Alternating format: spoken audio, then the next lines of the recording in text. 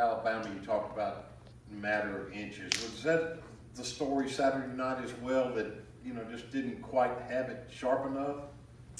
I don't want to sound like a broken record, but I mean, we got better at some of those things. I actually was very pleased with our run game Saturday, and we thought that was a key. We needed to run the football. We had some success against LSU last year in the run game. We felt like it needed to be better than that to give us an opportunity to, you know, maybe keep it balanced and make LSU honest. And we did a good job of running the football Saturday. But some of those things that we needed to do down the field, we did not get done Saturday, and it definitely affected us early in the game. The execution overall was better than Alabama, but wasn't where we needed it to play LSU, not by any stretch. Coach, the redshirt rule with 4 games, you know, being in effect this year, you get someone like Matt Corral. You know, the odds of him being at Ole Miss 5 years are slim to none. What is the reasoning for not playing him more than that 4 games to keep that red shirt? Well, I think right now, while Jordan's healthy and we're competing in a ball game, we're going to keep playing Jordan. Right now, Matt Corral is a legitimate backup quarterback, so our plan is to play him and not redshirt him, as I've said earlier.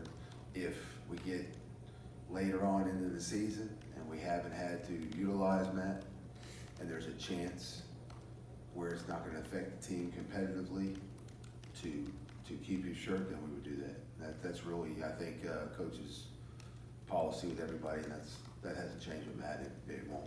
So the decision not to play Matt right now is not based on trying to hold the red shirt, it's just the decision to keep playing Jordan?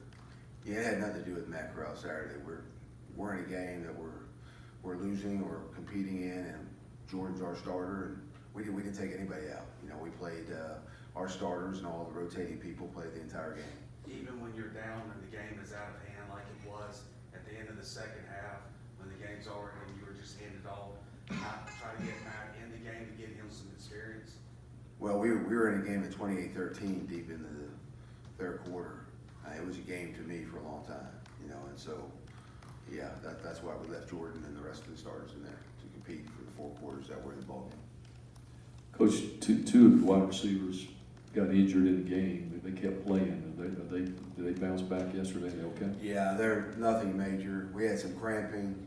I don't know if you saw the video on DK. He had his foot extended where his toe was on the ground, and they came down on the top of his heel. That had the potential of being a really bad injury. It wasn't. And they took a look at him, and he felt good. He came back. AJ's fine. So, no, none of that's serious. Doesn't concern me at all. Both guys will be on the field on Saturday.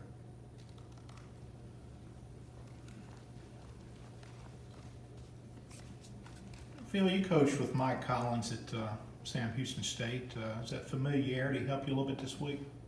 It's funny that you asked that, because we're in there watching their defense right now, and it reminds me of 2 years at practice at Sam Houston State. You know, Mike was our DC those 2 years. He did a fantastic job, and he was a headache every day in practice with what they did. You know, they do a lot of things, and they're going to keep you busy mentally. That hasn't changed, and, you know, we're in there working all that out right now. So, yes, it's similar. I'm sure we seem similar to him. So it'll be interesting to compete against him on Saturday. And what are his tendencies? What does he like to do? Mike likes everything. I mean, he wants to challenge you mentally. I mean, he's going to make you think. He's not going to sit in one defense and let you just tee off. They have some nice pressures when he wants to use them. They'll change up coverage. Typically, they're going to try and keep things in front of you so he doesn't give up the big play. But you know, you've got to be alert, because he'll bring a pressure that you haven't seen. He'll game plan and scheme your protection. You know, he's definitely going to challenge you mentally, both on the staff end and with our players on the field. So we're going to need to be mentally sharp on Saturday. On the run game, I know you've talked about chasing space and things like that. Are there times where you would force the issue with the run a little bit more if your passing game, receivers having drops, that sort of thing? Would you do that sometimes? I think we're never going to run into numbers, but I think where we feel like there's a good physical matchup, we're certainly going to run the football.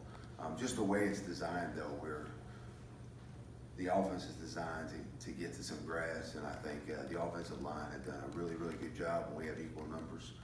And certainly Scotty is an explosive runner. Very, very happy too with Isaiah Ward's advancement, since the beginning of the season. I know Coach Nix has expressed he's gotten much better mentally, and so he's in a position right now where we feel real comfortable with him, and I think he's running hard. So we like both of them, and that's an area of our game that I think has gotten better the first 5 weeks of the season. I expect it to continue to improve.